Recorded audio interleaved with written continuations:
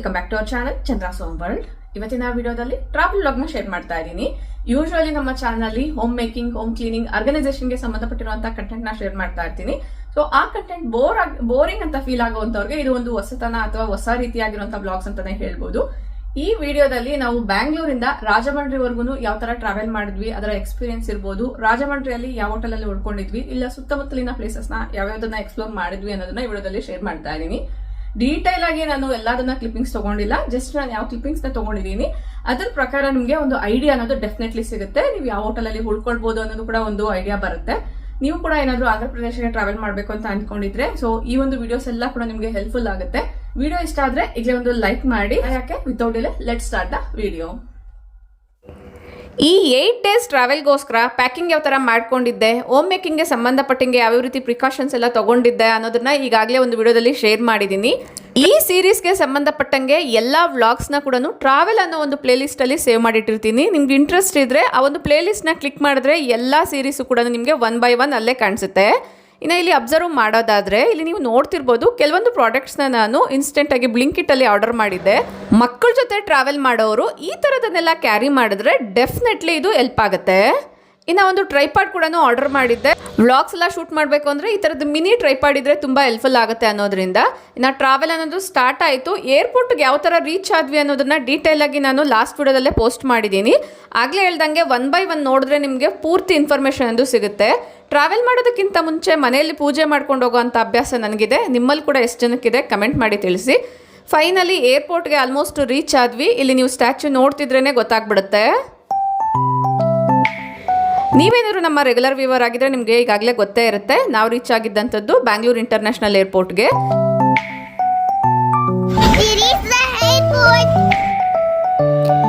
ಈ ಥರ travel vlogs ನನಗೂ ಕೂಡ ಹೊಸ ಎಕ್ಸ್ಪೀರಿಯನ್ಸ್. ಏನಾದರೂ ಮಿಸ್ಟೇಕ್ಸ್ ಇದ್ದರೆ ಕಮೆಂಟ್ ಮಾಡಿ ತಿಳಿಸಿ. ನೆಕ್ಸ್ಟ್ ಕಮಿಂಗ್ ವೀಡಿಯೋಸಲ್ಲಿ ನಾನು ಅದನ್ನು ಚೇಂಜ್ ಮಾಡ್ಕೊಳ್ಳೋಕ್ಕೆ ಟ್ರೈ ಮಾಡ್ತೀನಿ. ಸ್ಕ್ರೀನ್ ಅಬ್ಸರ್ವ್ ಮಾಡೋದಾದರೆ ಬ್ಯಾಗೇಜ್ ಚೆಕ್-ಇನ್ ಆಗ್ತಾ ಇದೆ. ಚೆಕ್-ಇನ್ ಬ್ಯಾಗ್ ಎಷ್ಟು ವೆಯ್ಟಲ್ಲಿರಬೇಕು, ಕ್ಯಾಬಿನ್ ಬ್ಯಾಗ್ ಎಷ್ಟು ವೆಯ್ಟಲ್ಲಿರಬೇಕು ಅನ್ನೋದನ್ನು ಫ್ಲೈಟ್ ಟಿಕೆಟ್ಸ್ ಬುಕ್ ಮಾಡಬೇಕಾದ್ರೇ ಎಂಟ್ರಿ ಮಾಡಿರ್ತಾರೆ. ಅದ್ರ ಮುಖಾಂತರ ನಾವು ಪ್ಯಾಕಿಂಗ್ ಮಾಡಿಕೊಂಡ್ರೆ ಬೆಟರು. ಬ್ಯಾಗೇಜ್ ಎಲ್ಲ ಚೆಕ್-ಇನ್ ಆಗಬೇಕಾದ್ರೇ ಬೋರ್ಡಿಂಗ್ ಪಾಸ್ ಕೂಡ ಕೊಡ್ತಾರೆ. ಸೊ ಬೋರ್ಡಿಂಗ್ ಗೇಟ್ ಯಾವುದು ಅಂತ ಕರೆಕ್ಟಾಗಿ ಚೆಕ್ ಮಾಡಿಕೊಂಡು ಅಲ್ಲಿ ಹೋಗಿ ವೆಯ್ಟ್ ಮಾಡಬೇಕಾಗತ್ತೆ. ಸ್ವಲ್ಪ ಅರ್ಲಿಯಾಗಿ ರೀಚ್ ಆದ್ರೇ ಬೆಟರು. ಆಲ್ಮೋಸ್ಟ್ ನಾವು 1/2 hour to 1 hour ಏನೋ ಅರ್ಲಿಯಾಗಿ ರೀಚ್ ಆಗಿದ್ವಿ. ಲಾಸ್ಟ್ ವಿಡಿಯೋದಲ್ಲಿ ಬ್ಯಾಂಗ್ಳೂರ್ ಟು ನಾವು ಹೋಗ್ತಾ ಇರೋವಂಥ ಪ್ಲೇಸ್ಗೆ 1.5 hour ಜರ್ನಿ ಏನೋ ಇದೆ. ಯಾವ ಪ್ಲೇಸ್ ಇರ್ಬೋದು ಗೆಸ್ ಮಾಡಿ ಅಂತ ಹೇಳಿದೆ. ಸುಮಾರು ಜನ ತಮಿಳ್ನಾಡು ಅಂತ ಗೆಸ್ ಮಾಡಿದ್ರಿ. ಸೊ ಇನ್ನು ಕೆಲವೊಬ್ರು ಔಟ್ ಆಫ್ ಕಂಟ್ರಿ ಅಂತ ಕೂಡ ಗೆಸ್ ಮಾಡಿದ್ರಿ. ಸೊ ಎರಡು ಕೂಡ ರಾಂಗು. ನಾವು ಹೋಗ್ತಾ ಇರೋವಂಥದ್ದು ಆಂಧ್ರ ಪ್ರದೇಶ್. ಬ್ಯಾಂಗ್ಳೂರ್ ಟು ರಾಜಮಂಡ್ರಿ ಏರ್ಪೋರ್ಟ್ಗೆ ನಾವು ರೀಚ್ ಆಗ್ತಿದ್ದೀವಿ. ಬ್ಯಾಂಗ್ಳೂರ್ ಟು ಡೈರೆಕ್ಟ್ ರಾಜಮಂಡ್ರಿಗೆ ಇರುವಂತಹ ಫ್ಲೈಟ್ಸು ಸ್ವಲ್ಪ ಕಡಿಮೆ ಇರುತ್ತೆ ಅಂತಲೇ ಹೇಳ್ಬೋದು. 1 stop ಇರುವಂಥದ್ದು ಅಂದರೆ ಬ್ಯಾಂಗ್ಳೂರಿಂದ ಚೆನ್ನೈಗೆ ಹೋಗಿ ಚೆನ್ನೈಯಿಂದ ರಾಜಮಂಡ್ರಿಗೆ ಹೋಗುತ್ತಲ್ಲ, ಈ ಥರದ ಫ್ಲೈಟ್ಸ್ ಎಲ್ಲನೂ ಅವೈಲಬಲ್ ಇದೆ. ಡೈರೆಕ್ಟ್ ಫ್ಲೈಟ್ಸ್ ಅಂದರೆ ಸ್ವಲ್ಪ ಕಡಿಮೆ ಇರುತ್ತೆ, ಅದ್ರ ಮುಖಾಂತರ ಬುಕ್ ಮಾಡ್ಕೊಳ್ಬೇಕಾಗತ್ತೆ. ಇನ್ನು ಡೈರೆಕ್ಟ್ ಫ್ಲೈಟ್ ಆದರೆ ಆಲ್ಮೋಸ್ಟ್ 1.5 hour ಅಲ್ಲೇ ರೀಚ್ ಆಗಿಬಿಡ್ತೀವಿ. ಇಲ್ಲ 1 stop ಇರೋವಂಥದ್ದಾದರೆ ಆಲ್ಮೋಸ್ಟ್ ಒಂದು 4 to 5 hours ಬೇಕಾಗುತ್ತೆ. ನಾವಿಲ್ಲಿ ಡೈರೆಕ್ಟ್ ಫ್ಲೈಟ್ಗೆ ಹೋಗ್ತಾ ಇದ್ದೀವಿ. ಇನ್ನು ಆಗಲೇ ನಾನು ತೋರಿಸ್ದೆ ಅಲ್ವಾ ಮಕ್ಕಳ ಜೊತೆ ಜರ್ನಿ ಮಾಡುವಾಗ ಈ ಥರದ್ದೆಲ್ಲ ತೊಗೊಂಡೋಗಿ ಅಂತ. ಸೊ ಇಲ್ಲಿ ನೀವು ಅಬ್ಸರ್ವ್ ಮಾಡ್ತಾ ಇರ್ಬೋದು, ಮಕ್ಕಳನ್ನ ಎಂಗೇಜ್ ಮಾಡಬೇಕು ಅಂದರೆ ಸ್ವಲ್ಪ ಕಷ್ಟ ಅಂತಲೇ ಹೇಳ್ಬೋದು. ಅದೇ ಈ ಥರದ್ದು ಗ್ಯಾಜೆಟ್ಸ್ ಇರ್ಬೋದು ಅಥವಾ ಅವ್ರಿಗೆ ಇಂಟ್ರೆಸ್ಟಿಂಗ್ ಆಗಿರುವಂಥ ಡ್ರಾಯಿಂಗ್, ಪೇಂಟಿಂಗ್ ಈ ಥರದ್ದು ಬುಕ್ಸ್ ಎಲ್ಲ ಆದರೆ ತುಂಬ ಇಂಟ್ರೆಸ್ಟಿಂಗ್ ಆಗಿ ಮಾಡ್ತಾರೆ. ಇನ್ನು ಪೇಂಟಿಂಗ್ ಅಂದರೆ ಎಲ್ಲ ಹರಡ್ಕೊಳ್ತಾರಲ್ವ, ಅದ್ರ ಬದಲಾಗಿ ನೀವು ಅಕ್ರಿಲಿಕ್ ಕ್ರಯಾನ್ಸ್ ಎಲ್ಲ ಬರುತ್ತೆ, ಆ ಥರದನ್ನ ಚೂಸ್ ಮಾಡಿಕೊಂಡ್ರೆ ಬೆಟರು ಟ್ರಾವೆಲಲ್ಲಿ. ನಮ್ಮ ಗೊಂಬೆನ ಇಲ್ಲಿ ಅಬ್ಸರ್ವ್ ಮಾಡ್ತಾ ಇರ್ಬೋದು. ಏರ್ ಹೋಸ್ಟರ್ಸ್ಗೋಸ್ಕರ ವೆಯ್ಟ್ ಮಾಡ್ತಿದ್ದಾಳೆ. ಈಗಾಗಲೇ ಒಂದು ಟಾಯ್ ಪ್ಯಾಡಲ್ಲಿ ಆಡಿದಾಯಿತು. ಈಗ ಕಲರಿಂಗ್ ಬುಕ್ ಬೇಕಂತೆ, ಅದು ಕ್ಯಾಬಿನ್ ಬ್ಯಾಗಲ್ಲಿದೆ ಮೇಲೆ. ಅವ್ರು ಬಂದರೆ ಅವ್ರನ್ನ ಕೇಳಿ ಇಸ್ಕೊಳ್ಬೋದು ಅನ್ನೋದ್ರಿಂದ ವೆಯ್ಟ್ ಮಾಡ್ತಿದ್ದಾಳೆ. ಫೈನಲಿ ರಾಜಮಂಡ್ರಿ ಏರ್ಪೋರ್ಟ್ಗೆ ರೀಚ್ ಆದ್ವಿ. ವೆದರ್ ಕಂಡೀಷನ್ಸ್ ಎಲ್ಲ ಕರೆಕ್ಟಾಗಿ ಇದ್ದಿದ್ದರಿಂದ ಆಲ್ಮೋಸ್ಟ್ 30 ರಿಂದ 45 ನಿಮಿಷ ಬೇಗನೆ ರೀಚ್ ಆಗಿದ್ವಿ. ಈವ್ನಿಂಗ್ 4:30, 4:55 ಮಧ್ಯದಲ್ಲಿ ಬೆಂಗಳೂರಿಂದ ಸ್ಟಾರ್ಟ್ ಆಗಿದ್ದು. ಆಲ್ಮೋಸ್ಟ್ 6:30ಗೆಲ್ಲನೂ ನಾವು ರಾಜಮಂಡ್ರಿ ಏರ್ಪೋರ್ಟಲ್ಲಿ ಇದ್ವಿ. ಸೊ ಅಲ್ಲಿಂದ ಒಂದು 15 ನಿಮಿಷದಲ್ಲಿ ಈ ಬ್ಯಾಗೇಜ್ ಎಲ್ಲ ಕಲೆಕ್ಟ್ ಮಾಡಿಕೊಂಡು ಆಮೇಲೆ ನಾವು ಟ್ಯಾಕ್ಸಿಯಲ್ಲಿ ಹೊರಟ್ವಿ. ನಾನು ಗೂಗಲಲ್ಲಿ ಸರ್ಚ್ ಮಾಡಿದ ಪ್ರಕಾರ ರಾಜಮಂಡ್ರಿ ಏರ್ಪೋರ್ಟಲ್ಲೂ ಕೂಡ ಓಲಾ ಕ್ಯಾಬ್ಸ್ ಎಲ್ಲನೂ ಸಿಗುತ್ತೆ, ಆ್ಯಪ್ ಕೂಡ ವರ್ಕ್ ಆಗುತ್ತೆ ಅಂತ ಗೊತ್ತಾಯಿತು. ಅದ್ರ ಪ್ರಕಾರ ನಾನು ಓಲಾ ಕ್ಯಾಬ್ಸ್ನ ಪ್ರೀ ಬುಕ್ ಮಾಡಿ ಇಟ್ಕೊಂಡಿದ್ದೆ. ಅಂದ್ಕೊಂಡಿದ್ದೆ. ಬಟ್ ಅಲ್ಲಿಗೆ ಹೋದ್ಮೇಲೆ ಗೊತ್ತಾಯಿತು ಆ ಸರೌಂಡಿಂಗ್ಸ್ ಅಂದರೆ 1 ಕಿಲೋಮೀಟರ್ ಸರೌಂಡಿಂಗ್ ಏರ್ಪೋರ್ಟಲ್ಲಿ ಎಲ್ಲೂ ಕೂಡ ಓಲಾ ಆ್ಯಪ್ ಅನ್ನೋದು ವರ್ಕ್ ಆಗಲ್ಲ ಅಂತ. ಸೊ ಇನ್ನಲ್ಲಿ ಲೋಕಲ್ ಕ್ಯಾಬ್ಸ್ ಇರುತ್ತೆ ಅಲ್ವಾ, ಏರ್ಪೋರ್ಟ್ ಕ್ಯಾಬ್ಸು. ಸೊ ಅದನ್ನು ಬುಕ್ ಮಾಡಿಕೊಂಡು ಫೈನಲಿ ನಾವು ಹೋಟೆಲ್ಗೆ ರೀಚ್ ಆದ್ವಿ. ನಾವು ಹೋಗಿದ್ದಂಥ ಹೋಟೆಲ್ ಮಂಜೀರಾ ಸರೋವರ ಅಂತ. ಸೊ ಇದು ಪ್ರೀಮಿಯಂ ಹೋಟೆಲು, ತುಂಬಾ ಚೆನ್ನಾಗಿದೆ. ಹೋಗಿದ ಕೂಡಲೇ ರೂಮ್ ಟೂರ್ನ ಸ್ಟಾರ್ಟ್ ಮಾಡಿದ್ದೀನಿ. ಎಂಟ್ರಿ ವೇಯಲ್ಲಿ ರೈಟ್ ಸೈಡ್ಗೆ ಈ ಥರ ಒಂದು ಕಬೋರ್ಡ್ ಕೊಟ್ಟಿರ್ತಾರೆ, ಲೆಫ್ಟ್ ಸೈಡ್ಗೆ ವಾಶ್ರೂಮ್ ಇದೆ. ವಾಶ್ರೂಮ್ ಕೂಡ ತುಂಬ ವೆಲ್ ಮೇಂಟೈನ್ಡ್ ಆಗಿದೆ. Dry area wet area separate ಆಗಿದೆ. ಇಲ್ಲಿ ಅಬ್ಸರ್ವ್ ಮಾಡೋದಾದ್ರೆ ಟಾಯ್ಲೆಟರಿ ಕಿಟ್ ಕೂಡ ಕೊಟ್ಟಿದ್ದಾರೆ. ಈ ಹೋಟೆಲು 4 ಸ್ಟಾರ್ ಹೋಟೆಲ್ಲು. ಈ ಹೋಟೆಲ್ನ ನಾವು ಮುಂಚೆನೇ ಪ್ರೀ ಬುಕ್ ಮಾಡಿ ಇಟ್ಕೊಂಡಿದ್ವಿ. ಈ ವಾಶ್ರೂಮ್ ಅಪೋಸಿಟ್ಟೇ ಒಂದು ಕಬೋರ್ಡ್ ಕೂಡ ಕೊಟ್ಟಿದ್ದಾರೆ. ಅದ್ರ ಪಕ್ಕದಲ್ಲಿ ಟೀ ಕಾಫಿ ಯೂನಿಟ್ ಇಟ್ಟಿದ್ದಾರೆ. ಒಂದು ಎಲೆಕ್ಟ್ರಿಕ್ ಕೆಟಲ್ ಕೂಡ ಕೊಟ್ಟಿದ್ದಾರೆ. ಕೆಳಗಡೆ ಫ್ರಿಡ್ಜ್ ಕೂಡ, ಅಂದರೆ ಮಿನಿ ಫ್ರಿಡ್ಜ್ ಬರುತ್ತೆ ಅಲ್ವಾ, ಆ ಥರದ್ದು ಇಟ್ಟಿದ್ದಾರೆ. ಓವರ್ ಆಲ್ ಆಗಿ ರೂಮ್ ಬಂದು ಈ ಥರ ಕಾಣಿಸ್ತಾ ಇದೆ. ಎಕ್ಸ್ಟ್ರಾ ಬೆಡ್ ಅಟ್ಯಾಚ್ ಮಾಡೋಕ್ಕೆ ಹೇಳಿದ್ದೀವಿ, ಅದಿನ್ನೂ ಮಾಡಿಲ್ಲ. ಕ್ಲೀನಿಂಗ್ ಮತ್ತು ಹೈಜಿನಿಕ್ ವೈಸ್ ತುಂಬ ಚೆನ್ನಾಗಿ ಮೇಂಟೈನ್ ಮಾಡಿದ್ದಾರೆ. ನಾವು 2 ದಿನ ಇದೇ ಹೋಟೆಲಲ್ಲಿ ಉಳ್ಕೊಂಡಿದ್ವಿ. ಕ್ಲೀನಿಂಗ್ ಸರ್ವಿಸ್ ಎಲ್ಲ ಕೂಡ ತುಂಬಾ ಚೆನ್ನಾಗಿದೆ. ಹೋಟೆಲ್ ರೀಚ್ ಆಗೋಷ್ಟರಲ್ಲಿ ರಾತ್ರಿ 8 ಗಂಟೆ ಆಗಿತ್ತು. ಎಲ್ಲರೂ ಫ್ರೆಶ್ ಅಪ್ ಆಗಿ ಡಿನ್ನರ್ ಮಾಡೋಕ್ಕೆ ಬಂದಿದ್ದೀವಿ. ಫುಡ್ ವೈಸ್ ಟೇಸ್ಟ್ ತುಂಬಾ ಚೆನ್ನಾಗಿತ್ತು. ರೂಮ್ ಪ್ರೀ ಬುಕ್ ಮಾಡ್ಕೊಳ್ಬೇಕಾದ್ರೇ ಬ್ರೇಕ್ಫಾಸ್ಟ್ ಮತ್ತು ಡಿನ್ನರ್ನ ಇನ್ಕ್ಲೂಡ್ ಮಾಡ್ಕೊಂಡಿದ್ವಿ. ಟೇಸ್ಟ್ ವೈಸ್ ತುಂಬಾ ಚೆನ್ನಾಗಿದೆ. ಕ್ವಾಲಿಟಿ ಕೂಡ ತುಂಬ ಚೆನ್ನಾಗಿತ್ತು. ಸ್ವೀಟ್ಸ್ ಅಂತೂ ಸುಮಾರಷ್ಟು ಇಟ್ಟಿದ್ರು. ಸ್ವಲ್ಪ ಲೇಟ್ ಆಗಿದ್ದರಿಂದ ಮಕ್ಕಳಿಗೆಲ್ಲ ತುಂಬ ಅಶ್ವಾಗ್ತಾ ಇತ್ತು. ವಿಡಿಯೋ ಶೂಟ್ ಮಾಡ್ಕೊಳ್ಳೋಷ್ಟು ಕಂಫರ್ಟಬಲ್ ಆಗಿರಲಿಲ್ಲ. ಸೊ ಅದಕ್ಕೋಸ್ಕರ ಊಟ ಎಲ್ಲನೂ ಮುಗಿಸ್ಕೊಂಡು ವಾಕಿಂಗ್ ಮಾಡಬೇಕಾದ್ರೆ ಕೆಲವೊಂದು ಕ್ಲಿಪ್ಪಿಂಗ್ಸ್ನ ಇಲ್ಲಿ ಶೂಟ್ ಮಾಡಿಕೊಂಡೆ. ಪೂಲ್ ಏರಿಯಾ ಈ ಥರ ಇದೆ. Good morning. ಇದು next day morning. Get ready with me ಅನ್ನೋ ಒಂದು ವಿಡಿಯೋನ ಶೂಟ್ ಮಾಡೋಣ ಅಂದ್ಕೊಂಡೆ, ಬಟ್ ಅದೆಲ್ಲ ಪಾಸಿಬಲ್ ಆಗಲಿಲ್ಲ. ರೆಡಿ ಆದಮೇಲೆ ತೋರಿಸ್ತಾ ಇದ್ದೀನಿ. ಸಿಂಪಲ್ ಆಗಿ ಒಂದು ಕಾಟನ್ ಕುರ್ತಾನ ವೇರ್ ಮಾಡಿದ್ದೆ ವಿತ್ ಪ್ಲಾಜೋ ಪ್ಯಾಂಟ್ ಜೊತೆಗೆ ಒಂದು ಶಾಲ್ ಕೂಡ ಕೊಟ್ಟಿದ್ದಾರೆ. ಈ ಹೋಟೆಲಿಂದ ಅನ್ನವರಂ ಸತ್ಯನಾರಾಯಣ ಸ್ವಾಮಿ ಟೆಂಪಲ್ಗೆ ಅರೌಂಡ್ 70 to 80 ಕಿಲೋಮೀಟರ್ ಏನೋ ಡಿಸ್ಟೆನ್ಸ್ ಇದೆ. ಸೊ ಇಲ್ಲಿಂದ ನಾವು ಕ್ಯಾಬಲ್ಲಿ ಅಲ್ಲಿಗೆ ಹೊರಟ್ವಿ. ಟೆಂಪಲ್ಗೆ ರೀಚ್ ಆದ್ವಿ. ತುಂಬ ರಶ್ ಇದ್ದಿದ್ದ ಕಾರಣ ಕಾರ್ ಪಾರ್ಕಿಂಗ್ ಎಲ್ಲನೂ ಸಿಗಲಿಲ್ಲ. ಸೊ ನಾರ್ಮಲ್ ಪಾರ್ಕಿಂಗ್ ಏನಿರುತ್ತೆ ಅಲ್ಲಿಂದಾನೇ ಈ ಥರ ಫ್ರೀ ಬಸ್ಸಸ್ ಎಲ್ಲನೂ ಇರುತ್ತೆ. ಸೊ ಫ್ರೀ ಬಸ್ ಮುಖಾಂತರ ನಾವು ಟೆಂಪಲ್ ಹತ್ರ ಹೊರಟ್ವಿ. ಇದಕ್ಕಿಂತ ಮುಂಚೆನೂ ಒಂದ್ಸತಿ ಈ ದೇವಸ್ಥಾನಕ್ಕೆ ಹೋಗಿದ್ವಿ. ಅವತ್ತು ಅಷ್ಟೊಂದು ರಶ್ ಇರಲಿಲ್ಲ, ಬಟ್ ಈ ಬಾರಿ ತುಂಬ ರಶ್ ಇತ್ತು. ಸತ್ಯನಾರಾಯಣ ಸ್ವಾಮಿ ವ್ರತನ ಮನೆಗಳಲ್ಲಿ ಮಾಡಿಸ್ಕೊಳ್ತಿರ್ತೀವಲ್ವ, ಮನೇಲಿ ಮಾಡ್ಸೋಕ್ಕಾಗಲ್ಲ ಅಂತ ಅಂದವರು ದೇವಸ್ಥಾನಗಳಲ್ಲೂ ಕೂಡ ಮಾಡಿಸ್ತಿರ್ತಾರೆ. ಬಟ್ ಈ ಒಂದು ಟೆಂಪಲ್ ಸುತ್ತಮುತ್ತಲಿರೋ ಅಂಥವ್ರು ಇಲ್ಲೇ ಬಂದು ವ್ರತನ ಮಾಡಿಸ್ಕೊಳ್ತಾರೆ. ಲಾಸ್ಟ್ ಟೈಮ್ ನಾವು ಕೂಡ ಇಲ್ಲಿ ವ್ರತನ ಮಾಡಿಸ್ಕೊಂಡಿದ್ವಿ. ಅರೌಂಡ್ 2,000ರಿಂದ 3,000 ಮಧ್ಯದಲ್ಲಿ ಏನೋ ಪೇ ಮಾಡಿಸ್ಕೊಳ್ತಾರೆ ವ್ರತ ಮಾಡೋದಕ್ಕೋಸ್ಕರ. ಇಲ್ಲ ನಾರ್ಮಲ್ ದರ್ಶನಕ್ಕಾದರೆ ಸ್ಪೆಷಲ್ ದರ್ಶನಕ್ಕೆ ಸಪ್ರೇಟ್ ಆಗಿರುತ್ತೆ ಟಿಕೆಟ್ಸು. ಇಲ್ಲಿನ ಪ್ರಸಾದ ಅಂತೂ ತುಂಬಾನೇ ಟೇಸ್ಟಿಯಾಗಿರುತ್ತೆ. ವ್ರತ ಮಾಡೋವಂಥವ್ರಿಗೆ ಬಿಸಿ ಬಿಸಿಯಾಗಿರುವಂಥ ಪ್ರಸಾದನ ಸರ್ವ್ ಮಾಡ್ತಾರೆ. ಮಿಲ್ಲೆಟ್ಸ್ ಅಲ್ಲಿ ಮಾಡಿರುವಂಥ ಈ ಒಂದು ಪ್ರಸಾದನ ಎಲೆಯಲ್ಲೇ ಸುತ್ತಿ ಕೊಡ್ತಾರೆ, ಪ್ಲಾಸ್ಟಿಕ್ ಯೂಸ್ ಮಾಡಲ್ಲ. ದೇವಸ್ಥಾನದ ಒಳಗಡೆ ಫೋನ್ ಅಲೋ ಇಲ್ಲದ ಕಾರಣ ನಾನು ಅಲ್ಲೆಲ್ಲ ಶೂಟ್ ಮಾಡಕ್ ಹೋಗ್ಲಿಲ್ಲ. ದರ್ಶನ ಎಲ್ಲ ಮುಗಿಸ್ಕೊಂಡು ಬರಬೇಕಾದ್ರೆ ಪಂಪ ರಿವರ್ನ ಕೂಡ ತೋರಿಸ್ತಾ ಇದ್ದೀನಿ. ಇಲ್ಲಿಂದ ಮತ್ತೆ ವಾಪಸ್ ರಾಜಮಂಡ್ರಿಗೆ ನಾವು ಉಳ್ಕೊಂಡಿದ್ದಂಥ ಹೋಟೆಲ್ಗೆ ಹೊರಟಿದ್ದೀವಿ. ಬೆಳಿಗ್ಗೆ ಬ್ರೇಕ್ಫಾಸ್ಟ್ ಸ್ವಲ್ಪ ಹೆವಿಯಾಗಿ ಮಾಡಿದ್ರಿಂದ ಮಧ್ಯಾಹ್ನ ಯಾರಿಗೂ ಲಂಚ್ ಬೇಕಂತ ಅನಿಸ್ಲಿಲ್ಲ.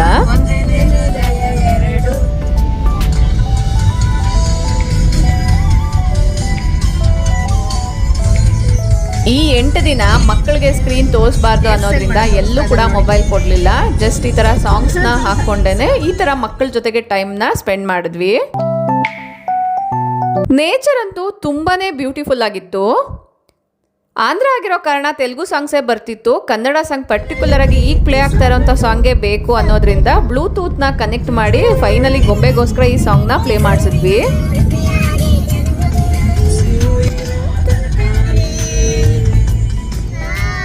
ಈ ಬಾರಿ ವ್ಲಾಗಿಂಗ್ ಒಂದು ಹೊಸ ಎಕ್ಸ್ಪೀರಿಯನ್ಸ್. ಯೂಶುವಲಿ ಬ್ಯಾಕ್ಗ್ರೌಂಡಲ್ಲಿ ಕ್ಯಾಮ್ರಾನ ಫಿಕ್ಸ್ ಮಾಡಿ ವಿಡಿಯೋನ ಶೂಟ್ ಮಾಡ್ಕೊಳ್ತೀವಿ. ಬಟ್ ಈ ಥರ ಎಲ್ಲಾನು ಟ್ರಾವೆಲ್ ಮಾಡಿದಾಗ ಕ್ಯಾಮ್ರಾನ ಎಲ್ಲಂದ್ರಲ್ಲಿ ಫಿಕ್ಸ್ ಮಾಡೋಕ್ಕಾಗಲ್ಲ ಅಲ್ವಾ, ಕೈಯಲ್ಲೇ ಇಟ್ಕೊಳ್ಬೇಕು. ಸುತ್ತಮುತ್ತಲಿರೋದೆಲ್ಲ ಶೂಟ್ ಮಾಡೋದಕ್ಕೆ ನಾವು ಡೈರೆಕ್ಟಾಗಿ ಶೂಟ್ ಮಾಡ್ಬೋದು. ಸ್ಕ್ರೀನಲ್ಲಿ ನಾವು ಬರಬೇಕು ಅಂದರೆ ಫ್ರಂಟ್ ಕ್ಯಾಮ್ರಾನ ಆನ್ ಮಾಡ್ಕೊಳ್ಬೇಕು. ಇಷ್ಟ ಆದರೆ ಲೈಕ್ ಮಾಡಿ, ಶೇರ್ ಮಾಡಿ, ಸಬ್ಸ್ಕ್ರೈಬ್ ಮಾಡಿ.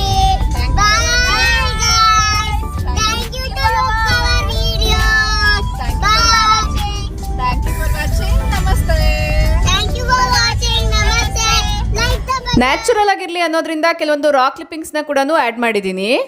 ಹೋಟೆಲ್ಗೆ ಬಂದು ಒಂದ್ಸತಿ ಫ್ರೆಶ್ ಅಪ್ ಆಗಿ ಮಕ್ಕಳೆಲ್ಲ ಕೂಡ ಪೂಲ್ ಏರಿಯಾದಲ್ಲಿ ಸ್ವಲ್ಪ ಆಟ ಆಡಿದ್ರು. ಆ ಕ್ಲಿಪ್ಪಿಂಗ್ಸ್ ಎಲ್ಲ ಶೂಟ್ ಮಾಡ್ಕೊಂಡಿದ್ದೀನಿ. ಅದನ್ನು ನಿಮಗೆ ಆದಷ್ಟು ಬೇಗನೆ ಶಾರ್ಟ್ಸ್ ಮುಖಾಂತರ ರಿಲೀಸ್ ಮಾಡ್ತೀನಿ. ಮತ್ತು ಇಲ್ಲಿಂದ ನಾವು ಪುಷ್ಕರ ಘಾಟ್ಗೆ ಹೊಟ್ಟಿದ್ದೀವಿ. ಇಲ್ಲಿ ಗಂಗಾ ಆರತಿ ಅನ್ನೋದು ಮಾಡ್ತಾರೆ, ಬಟ್ ಇಲ್ಲಿ ಇರೋವಂಥದ್ದು ಗೋದಾವರಿ ನದಿ.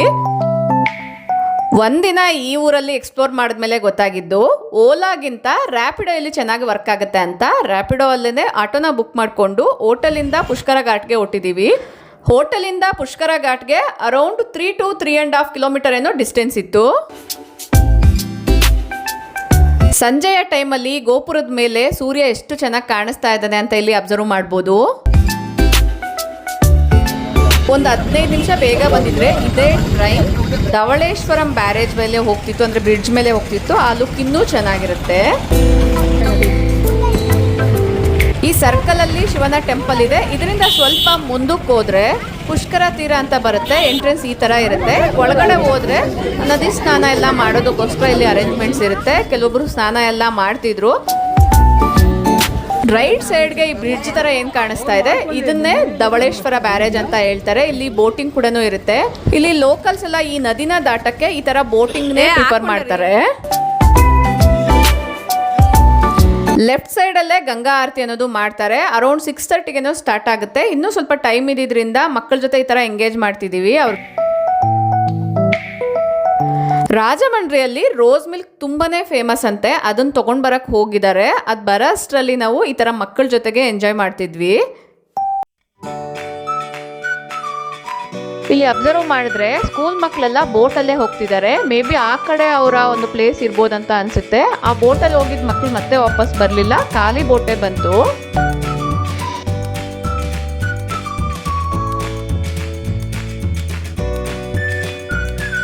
ವೇಟ್ ಮಾಡ್ತಾ ಇದ್ವಿ. ಫೈನಲಿ ರೋಸ್ ಮಿಲ್ಕ್ ಕೂಡ ಬಂತು. ತುಂಬಾನೇ ಟೇಸ್ಟಿಯಾಗಿರುತ್ತೆ. ಅಲ್ಲೇ ಇನ್ಸ್ಟೆಂಟಾಗಿ ಮಾಡಿಕೊಡ್ತಾರೆ. ಅದು ಇನ್ನೂ ಟೇಸ್ಟಿಯಾಗಿರುತ್ತಂತೆ. ಸೊ ಇದಕ್ಕೆ ಹಾಕುವಂಥ ರೋಸ್ ಎಸೆನ್ಸ್ ಏನಿದೆ ಅದು ಬಾಟಲ್ ವೈಸ್ ಕೂಡ ಸಿಗುತ್ತೆ. ಅದನ್ನು ಕೂಡ ನಾನು ತೊಗೊಂಡು ಬಂದಿದ್ದೀನಿ. ಯಾವ ಥರ ಮಾಡೋದು ಅನ್ನೋದು ಕೂಡ ನಾನು ಕಮಿಂಗ್ ವಿಡಿಯೋಸಲ್ಲಿ ಶೇರ್ ಮಾಡ್ತೀನಿ. ಟೈಮ್ ಅರೌಂಡ್ 6 to 6:30 ಏನೋ ಆಗಿದೆ. ಲೈಟಿಂಗ್ಸ್ ಎಲ್ಲ ಆನ್ ಮಾಡಿದ್ದಾರೆ. ನೋಡ್ತಾ ಇರ್ಬೋದು ಬ್ರಿಡ್ಜ್ ಯಾವ ಥರ ಕಾಣಿಸ್ತಿದೆ ಅಂತ. ಎಕ್ಸಾಕ್ಟ್ 6:30ಗೆ ಈ ಆರತಿ ಅನ್ನೋದು ಸ್ಟಾರ್ಟ್ ಆಗುತ್ತೆ. ಇದಕ್ಕೆ ಸಂಬಂಧಪಟ್ಟಿರುವಂಥ ಶಾರ್ಟ್ನ ಕೂಡ ಈಗಾಗಲೇ ರಿಲೀಸ್ ಮಾಡಿದ್ದೀನಿ. ನೀವು ಯಾರಾದರೂ ನೋಡಿಲ್ಲ ಅನ್ನೋದಾದರೆ ಒಂದ್ಸತಿ ಚೆಕ್ ಮಾಡಿ. ಲಿಂಕ್ ಡಿಸ್ಕ್ರಿಪ್ಷನ್ ಕೊಟ್ಟಿರ್ತೀನಿ.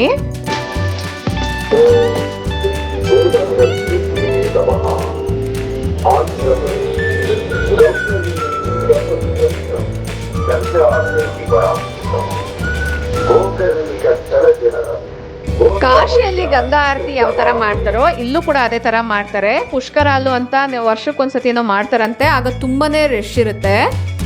ಇಲ್ಲಿ ನೀವು ಅಬ್ಸರ್ವ್ ಮಾಡ್ಬೋದು, ಕಾಶಿಯಲ್ಲಿ ನದಿಯಲ್ಲಿ ಬೋಟಲ್ಲೆಲ್ಲ ನಿಂತ್ಕೊಂಡು ನೋಡ್ತಿರ್ತೀವಲ್ವಾ ಗಂಗಾ ಆರತಿ ಯಾವ ಥರ ಮಾಡ್ತಾರಂತ, ಅದೇ ಥರನೇ ಇಲ್ಲೂ ಕೂಡ 1 by 1 ಆರತಿನ ಮಾಡ್ತಾರೆ.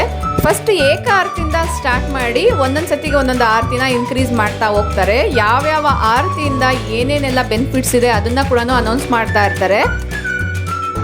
ಸ್ಟಾರ್ಟಿಂಗ್ ಇದೆ ಅಷ್ಟೊಂದು ಫೀಲ್ ಆಗಲ್ಲ, ಬಟ್ ಇದನ್ನ ನೋಡ್ತಾ ನೋಡ್ತಾ ಒಂದು ರೀತಿ ಡಿವೈನ್ ಫೀಲಿಂಗ್ಗೆ ಹೋಗ್ಬಿಡ್ತೀವಿ. ಇದನ್ನೆಲ್ಲ ಮುಗಿಸ್ಕೊಂಡು ಮತ್ತೆ ಹೋಟೆಲ್ಗೆ ಹೋಗಿ ಡಿನ್ನರ್ ಟೈಮ್.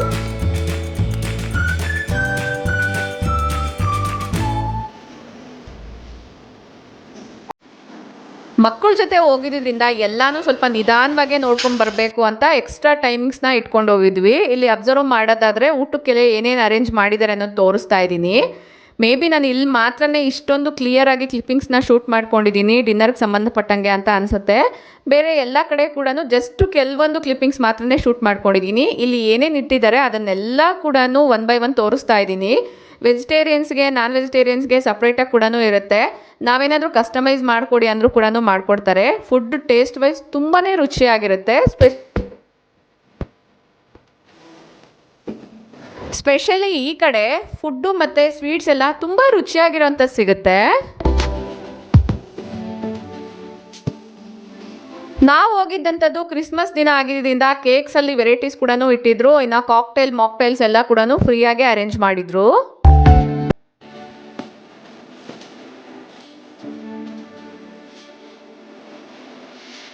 ಸ್ವೀಟ್ಸು ಕೂಡ ತುಂಬ ವೆರೈಟೀಸ್ ಇಟ್ಟಿದ್ರು. ಪ್ರತಿಯೊಂದು ಕೂಡ ತುಂಬಾ ರುಚಿಯಾಗಿತ್ತು. ವಿಡಿಯೋದಲ್ಲಿ ನೋಡ್ತಾ ಇದ್ರೆ ಬಾಯಲ್ಲಿ ನೀರು ಊರ್ತಾ ಇದೆ.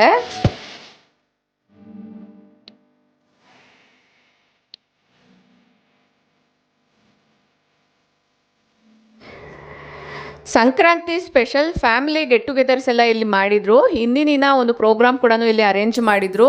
ವೈಬ್ರೇಷನ್ಸ್ ತುಂಬಾನೇ ಚೆನ್ನಾಗಿತ್ತು. ಇನ್ನು ಇವತ್ತು ಯಾವುದು ಪ್ರೋಗ್ರಾಮ್ ಇರಲಿಲ್ಲ. ಮಕ್ಕಳೆಲ್ಲ ಸ್ವಲ್ಪ ಹೊತ್ತು ಡ್ಯಾನ್ಸ್ ಮಾಡಿ ಇಲ್ಲೇ ವಾಕಿಂಗ್ ಮಾಡಿಕೊಂಡು ಆಮೇಲೆ ನಾವು ರೂಮ್ಗೆ ಹೊರಟ್ವಿ. ಗೋಲ್ಡನ್ ಸ್ಪ್ಯಾರೋ, ಆಂಜೆಲಾ, ಆರೋ. ನಿಮ್ಮಲ್ಲಿ ತುಂಬಾ ಜನ ತೆಲುಗು ಮಾತಾಡೋರು ಇದ್ದೀರಾ. ಈ ವಿಡಿಯೋದಲ್ಲಿ ನಿಮಗೆ ಯಾವ ಪಾರ್ಟ್ ತುಂಬಾನೇ ಇಷ್ಟ ಆಯಿತು ಕಮೆಂಟ್ ಮಾಡಿ ತಿಳಿಸಿ.